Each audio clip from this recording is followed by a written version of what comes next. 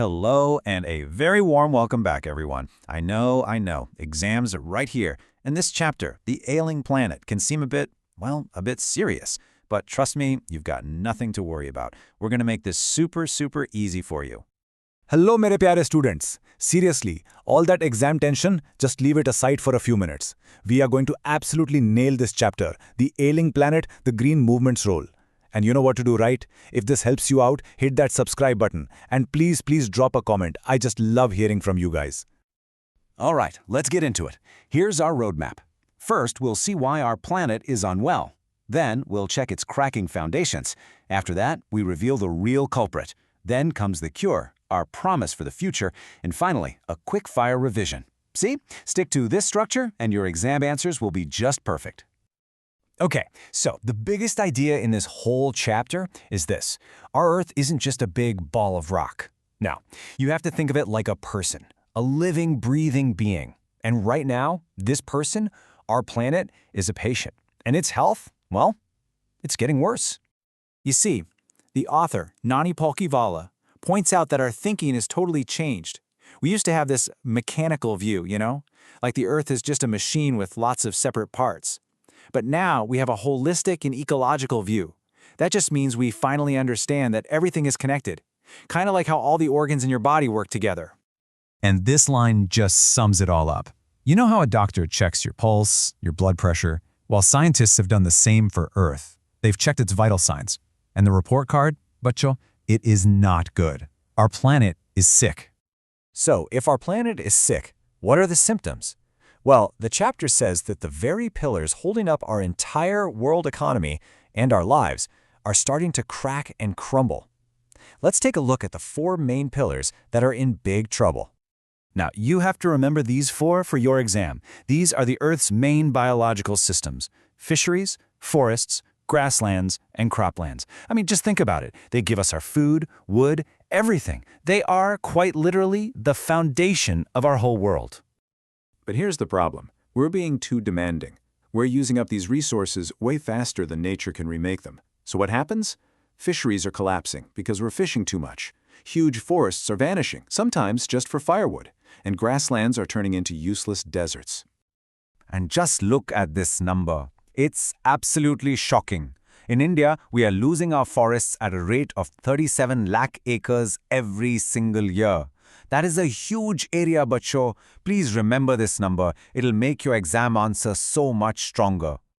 Okay, so we know the planet is sick. We've seen the symptoms. But for any treatment to work, a good doctor first has to find the cause of the disease, right? So, who or what is really behind all this damage? So, let me ask you a little question. What do you think is the world's most dangerous animal? A tiger? A great white shark?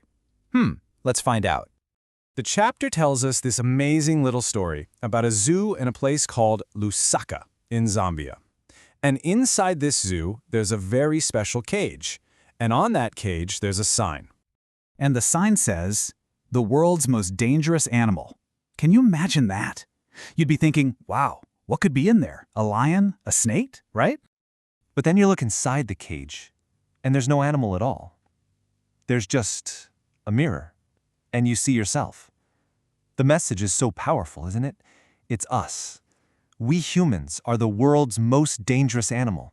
We are the reason our planet is so sick. And what's the biggest reason for this? It's the population explosion. Just look at these numbers. It took more than 1 million years for the human population to reach 1 billion. But then it took only 100 years to double to 2 billion. And then, in just the next 100 years, we added 4 more billion people. More people means more demand on our poor planet.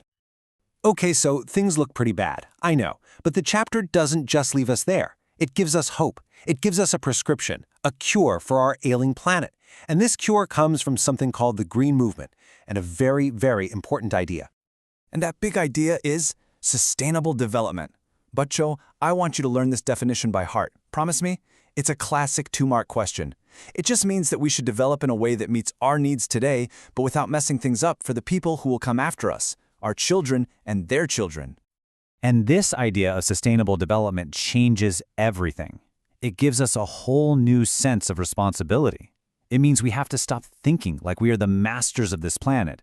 Instead, we need to start acting like its guardians, its caretakers. Think of it like this. We are not freehold owners of the Earth. We don't own it, so we can't just do whatever we want with it. Instead, we are life tenants. It's like we're renting the planet for our lifetime. And what's the #1 rule when you rent a house? You have to leave it in good condition for the next person, right?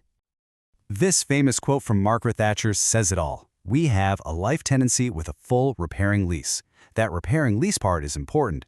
It means if we break something, it's our responsibility to fix it before we leave.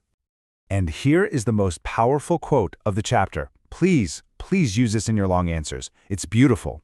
We have not inherited this earth from our forefathers. We have borrowed it from our children. Just think about that. The earth doesn't belong to us. It belongs to the future, and we're just borrowing it. All right, we've covered the whole chapter. Now for the best part, a super fast revision round to make sure all these points are stuck in your head for the exam. Ready? Let's go. Question 1. Come on, think fast. What are those 4 pillars of our world, and what's happening to them? And the answer is fisheries, forests, grasslands, and croplands. And they're getting depleted due to things like overfishing and deforestation. Just remember to write a sentence or two explaining each point in your exam, okay? Next question. Remember that story about the zoo in Zambia? The cage? The sign? What did it all mean? You got it. It signifies that man is the world's most dangerous animal, that we humans are responsible for the planet's poor health. Simple, but so powerful. And we are done. You are now absolutely ready to ace this chapter. Go on, do your best in the exams. All my best wishes are with you, my dear students. And hey, don't forget to like this explainer, share it with all your friends, and subscribe for more. Bye for now.